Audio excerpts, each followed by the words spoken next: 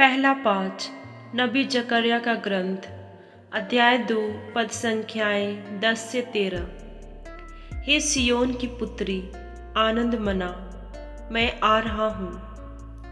प्रभु कहता है, हे सियोन की पुत्री, आनंद का गीत गा, क्योंकि मैं तेरे यहाँ निवास करने आ रहा हूँ।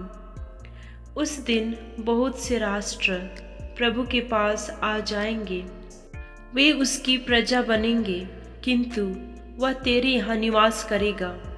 और तू जान जाएगी कि विश्वमंडल के प्रभु ने मुझे तेरे पास भेजा है।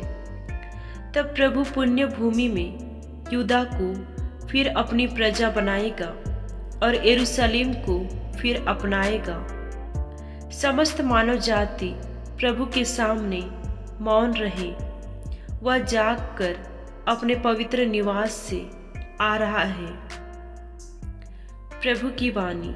संत मत्ती के अनुसार पवित्र सुसमाचार, अध्याय 12 पद संख्याएं 46 से 50। हाथ से अपने शिष्यों की ओर संकेत कर उन्होंने कहा, देखो, यह है मेरी माता और मेरे भाई। यीशु लोगों को उपदेश दे रहे थे कि उनकी माता और भाई आए। वे घर के बाहर थे और उनसे मिलना चाहते थे। किसी ने यीशु से कहा, देखिए, आपकी माता और आपके भाई बाहर हैं, वे आपसे मिलना चाहते हैं। यीशु ने उससे कहा, कौन है मेरी माता, कौन है मेरे भाई?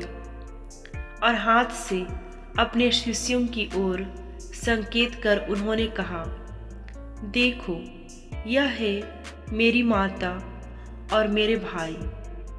क्योंकि जो मेरे स्वर्गिक पिता की इच्छा पूरी करता है, वही है मेरा भाई, मेरी बहन और मेरी माता। प्रभु का पवित्र सुसमाचार। मनन चिंतन। आज हम माता मरियम जब नन्ही बालिका थी, उस समय के उनके मंदिर में समर्पण का स्मृति दिवस मनाते हैं।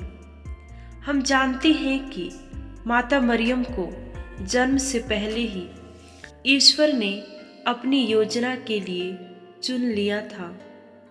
फिर भी माता मरियम के पास विकल्प था कि वह चाहे तो ईश्वर के प्रस्ताव को ठुकरा दे, लेकिन उन्होंने अपने जीवन में ईश्वर की इच्छा पूरी करने के लिए स्वयं को समर्पित कर दिया। उन्हें भली भांति मालूम था कि उनके द्वारा चुने जाने वाला वह रास्ता कांटों से भरा है, चुनौतियों से भरा है। दुनिया की नज़रों में देखा जाए तो उस रास्ते पर चलने का कोई फायदा नहीं था।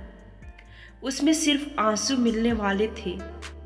ईश्वर ने हमें भी अपने जन्म से पहले से ही अपनी योजना के लिए चुन लिया है। क्या कभी हमने उसकी इच्छा जानने का प्रयास किया है?